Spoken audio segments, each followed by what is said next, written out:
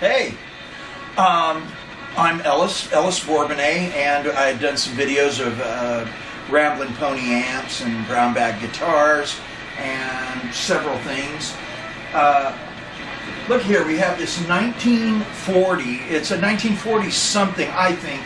It could be 50s, but it's a Silvertone. If she could zoom in right here, this is a Silvertone Model number 1303.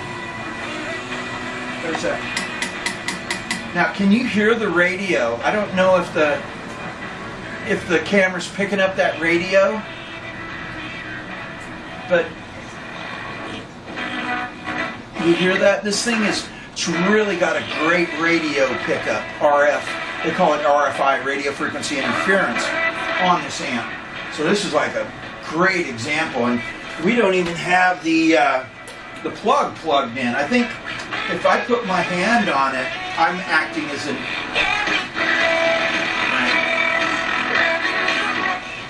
This is country. Earlier we had like a Soul Train station I was kind of grooving on with Don Cornelius. Did you see that? So then I take it away. So I'm actually acting as an antenna for this little bugger. How about that, huh? Unfortunately, the owner who just got done paying $700 for this amp is mortified. We're in Honolulu here, and he just ordered the amp, and he doesn't think it's very cool. I think it's cool because I was raised in Southern California, and all the old amps there would pick up truckers and, you know, your guaranteed CBs, and even the police, you know, on your amps, and it's just kind of a phenomenon. So that's, you know, so my friend, he's a harmonica player. He just bought this amp. He ordered it from the mainland, and whoever he did, he paid what I would call a top-end price. About $600 with $700 shipping, $100 for shipping. So that's kind of a high-end market price on these Silvertones. If you go over here, let me escape this. We go to G-Bass, or you can go online, and here's a Silvertone that we have. There's one for $500. You know, these Silvertones that were in the 40s and 50s. I put this up to 1955, and actually there's only 4 of them. Southside guitars are fairly expensive. They got a nice one right here, and they want $750 for it. So I call that kind of an end price, that if you buy one of these and you pay that, you're not really going to have much luck, I don't think, trying to sell it after that. So yeah, there's just not much room there for the next guy to work with if he likes it, to play it, or to be able to trade it, or do high-end market value. Look at that, that's pretty good. Of course, we got to fix this. He's bummed, he's mortified. He didn't want this for $700. So here it is. I'm going to show you the front. A lot of these were made, right? There were a lot of these made.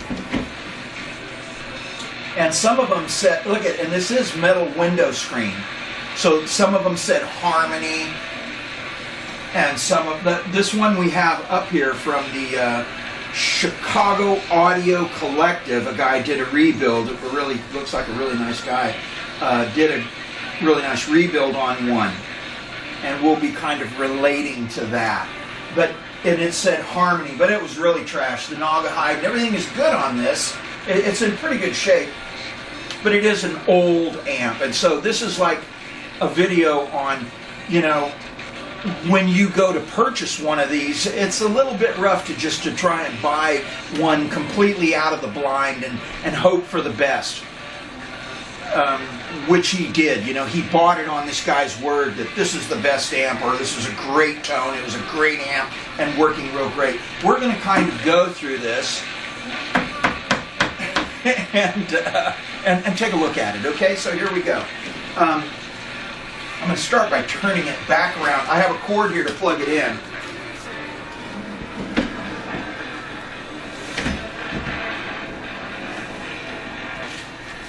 So this sounds like a more progressive song here.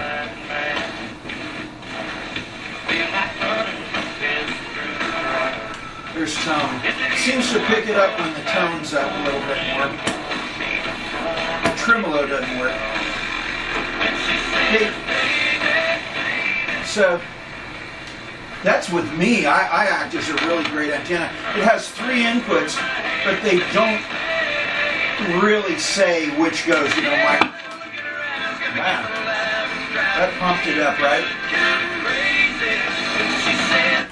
So now we have this plugged into this beautiful 1972 335. I'm using this because this has the Seth Lover humbuckers in it, you know, which were developed around the late 50s, and so it would give a good, you know, showing. It's not real harsh, not too grindy, not harsh like a Strata or Tele. Oh, listen to that. Look at, we're coming in some good. This is a major thing here. Okay, so look at it's up. The guitar's up. And it's kind of turned around, but it's reflecting up against this Big Apple computer. So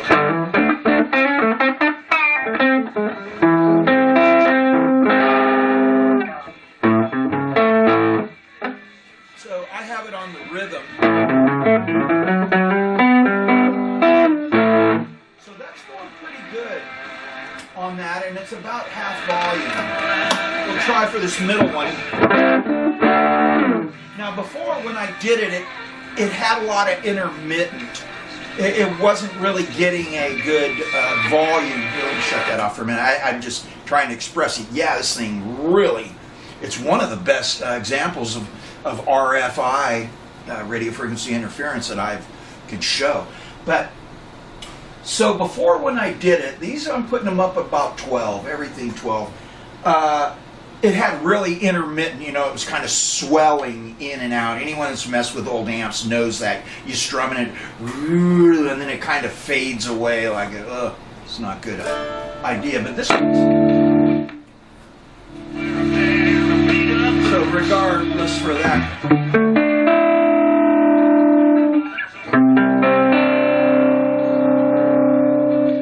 Back that off. I'm on the rhythm pickup.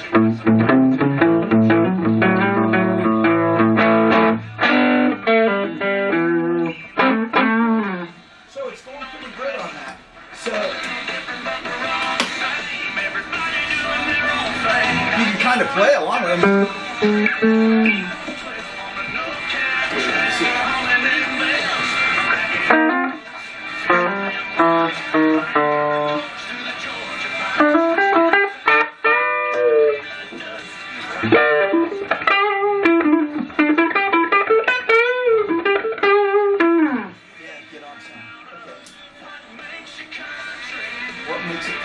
Okay, well anyways, here, we're going to kill it. I think everything goes good for that. I'm a little bit surprised that the guitar is actually working, because before it wasn't, but I took the whole amp apart already once. So we're going to take a look at this amp, because it was bought under the pretext that some amp tech or somebody had looked at it and that it was a great running amp. I think me taking it apart might have loosened up some of the connections. We're going to unplug it first off, and I'm going to start taking it apart. Like I said, I've already dismantled it once. So first, right off, anybody with a heart for these old amps, this obviously is not the right old panel. It looks kind of cool though. I like this alligator skin. This is pretty groovy stuff. This is an old computer, 3-prong deal, and you know, I probably wouldn't have put this one in it. I think it was a poor choice. It was probably just the closest thing. Somebody cut this off an old computer end or a monitor or something, but it's not my choice, and it shows me that who worked on it really didn't have any kind of, you know, groovy kind of vision for the amp, you know, to actually maybe restore it to some good condition.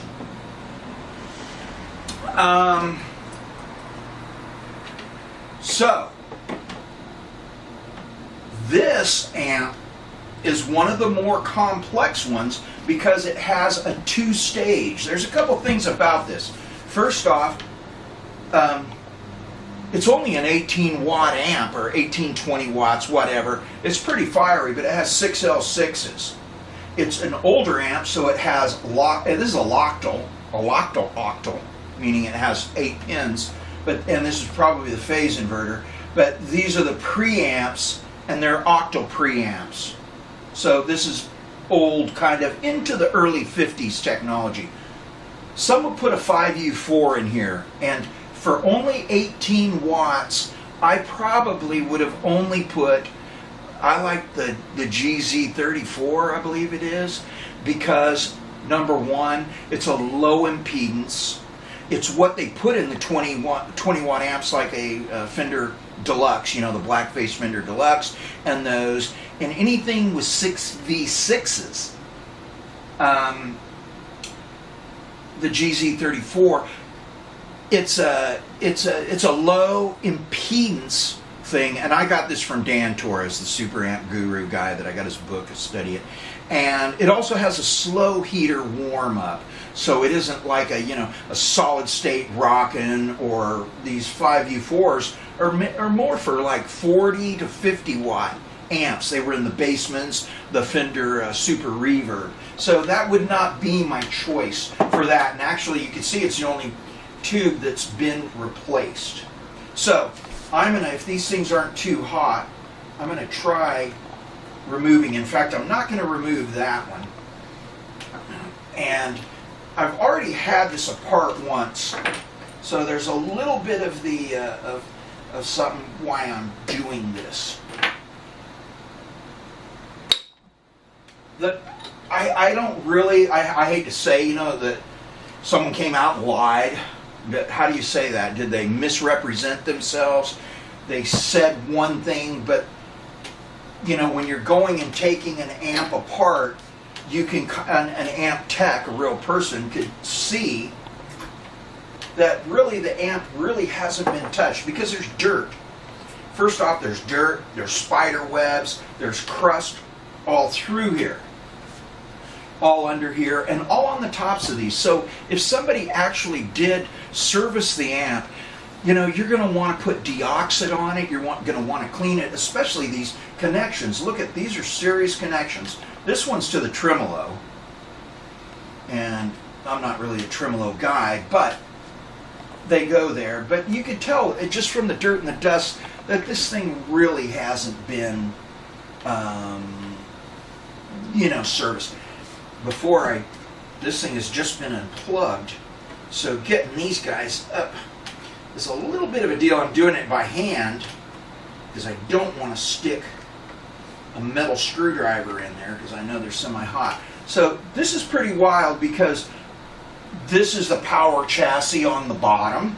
It has all your power components and your power transformer, and this is kind of like, well, it's not kind of like, it is the tone, what I'm calling a tone chassis. It has your tone stack and all that stuff.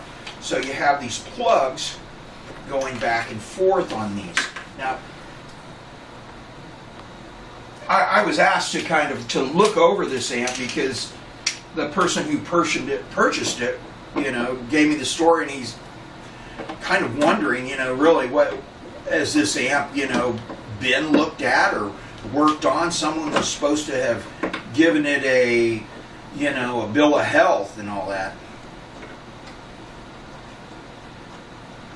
And you really got to keep in mind, these old amps are cool, you love the sound, you love this and that, but boy, oh boy, they are old technology. And what are you buying this for? Are you keeping it to use it, or is it going in a collection? Now, this thing is pretty important, because there's no way to access these pots to get to your deoxit and clean the pots. You put some deoxit in it, clean them, and then blow them out. You have to unsolder this. Now, this solder looks like it possibly has been touched. This is a real hoot right here, because they're grounding this to the shield. This one this grounding pot over here, or that gob, look at that gob of solder on there. If she can zoom up on this, I don't know if she can. This is my producer, my film cinematographer, CB Steele.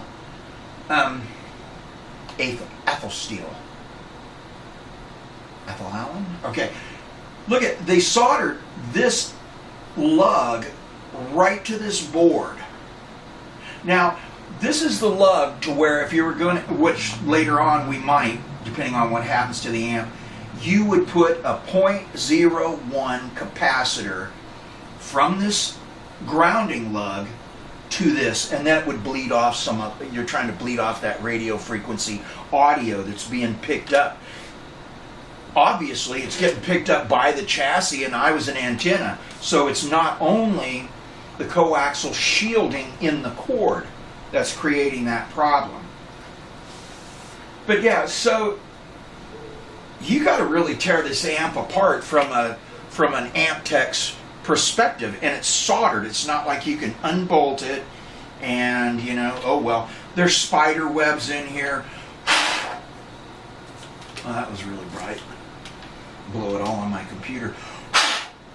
And yeah, so it doesn't look like anybody really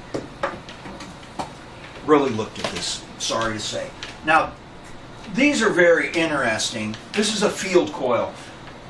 Now the difference, this is not a magnetic magnet. You see, this won't stick to it. And this is very important when you're buying these old electromagnetic field coil amps that you got to really take into some serious consideration, because they take an electric current. I have to look at the specs, or, you know, I haven't even got a schematic on this, just taking a look at it.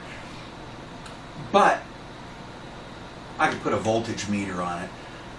They take an electrocurrent to electrify this piece of metal to create a magnet. And so, no, it's not magnetic. And what's even worse about this one, I feel, is a lot of times the output transformer is kind of strapped onto the side of the speaker, like here, like as I'd show you on this Harmony 200, which is a very, very similar amp. Same cabinet, but with single chassis. It's strapped on the side, so you can access it. You know, I guess that really doesn't matter. Basically, you know, it would be a lot of trouble if anything happened to this speaker to try and integrate this amp. You would have to get a new output transformer. You could probably get one from Ted Weber, but you'd really have to have somebody to wire it in, and you would get a regular magnetic speaker and stuff. So I mean, that's a huge, if it works fine and everything is groovy, it played the radio pretty good, I guess. So it's, you know, but if anything goes bad, it's gonna be trouble. So to get that thing out, I'm gonna use this against my better judgment just a little bit. And that's another thing, is the guy that I'm looking at this for, you know, he goes, well, and if you break anything, then I'm totally stuck with it, and the blah, blah, blah, and that's very, very true, you know. So we have a chopstick here I'm trying to use to loosen up this plug. I told him, and I've never really used it on an amp, but on this one, I would probably use dielectric grease. You know, it's an electrical grease. And on all these plugs, I would clean all these. This is kind of an interesting thing for me, because earlier I took the amp apart to inspect it, and then I told him, well, I'm going to do an instructional video of what I see on the amp. And we're almost there. Obviously, the radio frequency is huge, you know. And so here, and so there's the issue. The speaker seems to work all right now, and possibly I, in my last taking it apart inspection, that I had loosened stuff, because you got all these plugs, depending on, you know, they've got to be in good and making good connections so you don't have trouble, because the guitar worked in all three jacks, which was yesterday we tried it. He just got this in the mail, and yesterday we tried it. It didn't work. Okay, wait. Let me get these off. I had this off before, so I guess we already blew some of the spiders out of here, spider webs, and if I was gonna do a a good cleanup of the amp, I would have cleaned it up. I would have dusted it out, and done all that. Dirt is not good, and dirt on these fittings is not good. You need all of them to be clear and clean, and you get that deoxit.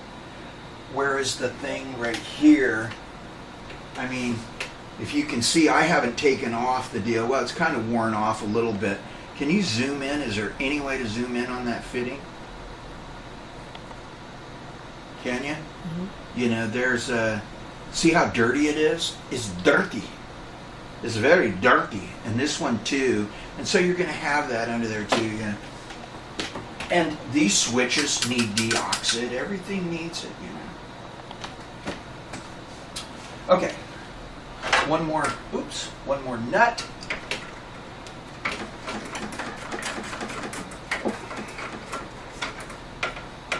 These are 3 volts kind of to the bottom. Not too bad, and I'll tell you what, I just had this amp on, so, and I'm sure they didn't put any, self-bleeding caps in it, so if there was any, it's kind of a mistake to be doing this with my super power ring that I just got for Christmas. So we're going to take it over there. And before we go any further, I wanted to plug this. This is my new score here. I want to do a couple plugs on that. Check this out. I just got done watching King Arthur in this heavy CGI, and sometimes you just really got to go back. This is 1953, so there's a good chance this amp was around when this was made, this 1953 movie. And I think one of these guys is like Jackie Coogan. So, yeah, we're grooving on that. I thought I'd plug that. I'm going to plug something else. But here we go. This is going to be the real Pierre de Resistance. So you pull this out, and what do we have? Well, OMG. Right? Zoom in on that. Now that's this is a serious, I've taken apart plenty of old Bogans and this and that and the other. Probably the most serious one is an old Valco. It was a National, I believe it's a 66, and it was this dual channel. It's a lot of point-to-point wiring. So, wow. So these 3 caps, these big filter, and they're not that big. They're, what are they? They're an 8 UF at 450. So these 3 were replaced. Now, the board doesn't look, I'd go, well, why were they replaced? Well, there's a lot of wax on here. So hopefully somebody tested things. I see poke holes here, so maybe somebody had like a probe and was testing these. But look at this. From an amp tech's point of view, there's a lot of these little guys in here. You got a good shot of this? So in this one, most of them are all sealed up. I haven't done the spec work on it yet to see if any of these things are in or out. I was just doing, this is an overview. So once again, now one thing I'll tell you that just really is kind of cheesy, but there's 2 ways to look at this. One thing, so this cheesy computer cord, if you look here, there's only 2 wires coming off this. So somebody put this cord in, and they go, oh brother, here's your tree prong. Well, this 3 prong isn't hooked up to anything, so it's no better than an original cord. Now, there's 2 things, and on an old Silvertone, some of them have a ground. They're not a chassis ground on some of them. And I made the mistake of, on an old 1940's Silvertone, of just throwing in one of these 3 prongs, and I grounded it to the chassis, and I fried a couple things. So that you gotta find out where the actual ground is and where you're going to ground it. But when you do something like this, that's just like, I don't know, what else can you do, right? At least if some kind of attempt, the string release, you can pull this right through, but they're just 2 chords, and look at how cheap this is. I know exactly what this is. So that's kind of a peeve. Here's the rest of this stuff on here. Wow, at least it's surprising because they used a tag board. Now, a lot of people feel that Leo Fender was the father of tag boards because a lot of other people prior to that, you know, the Gibson EH-150s, all the Balcos, you know, they're very much point to point. None of them went to the trouble, but this is a tag board. So Leo Fender had seen this in other amps, so he's not possibly the father of the tag board, is now that I see it. Yeah, Aerovox. So these are all Aerovox. Different types. This is a .02. These could probably be tone caps. There's a .02. These are .01, .01. Here, this is a 5 microfarad.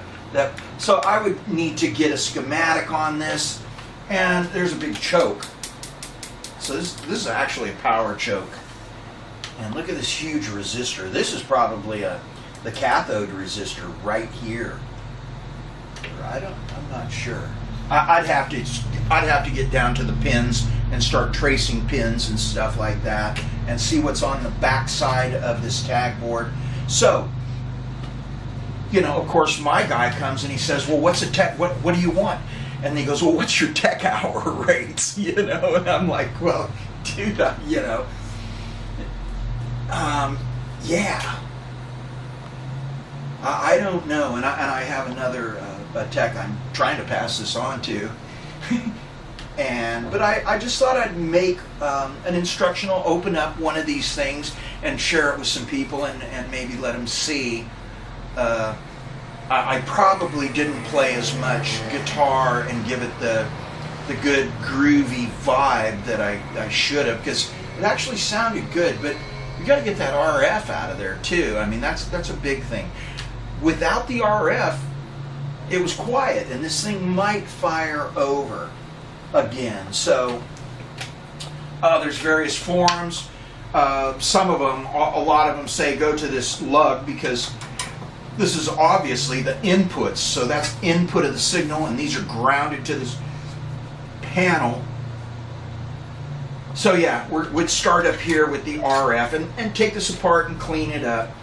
But yeah, okay. I haven't thought, I don't know what to charge. I would say a lot. The guy's my friend, so I'm kind of just doing it.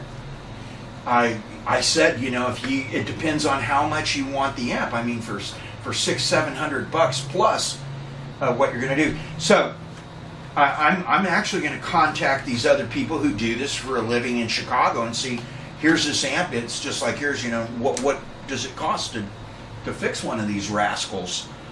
And yeah, so I guess maybe we could just leave it at that. I'm going to put it back together, and I told my friend I would take this apart and do this. I'll take this minute here. She needs to plug in on this. I don't know if you guys have ever heard of these guys. They're tipping it all right. She's giving me the signals up there. Where's the gaffer? Where's the gaffer here? Does that work? Is that better on the gaffer? I don't know if you've heard of these guys, but the Bruce King Band. And I guess Vernon King, this guy's grandpa, was from Chicago. Big Scotch-Irish bub. And the guy's really smoking. So if you get a chance, check out the Bruce King Band. And he's one of our favorites, one of our new favorites. And yeah, there you go. And 12 songs. I don't know where they're at on Spotify or something. You got to go online and find them. But anyways, I guess that should kind of do it. Hopefully. And yeah, it was a good instructional video. I didn't play much, but just showing you what goes on, and I guess the bottom line is, you know, really kind of think it over hard. And when you buy one of these guys everyone wants this super end price on all these NOS tubes that don't work, and you know, on all this stuff, and you really got to kind of bring down the price, because you're going to have to work on it one way or another. It's going to cost you money the second you buy it, just like my 72 El Camino. And just like my Harley Davidson. Oh man, you want to throw some money around. Okay, thanks a lot. This is Ellis Bourbonnais of Ramblin' Pony Amps, Brown Bag Guitars. And thank you.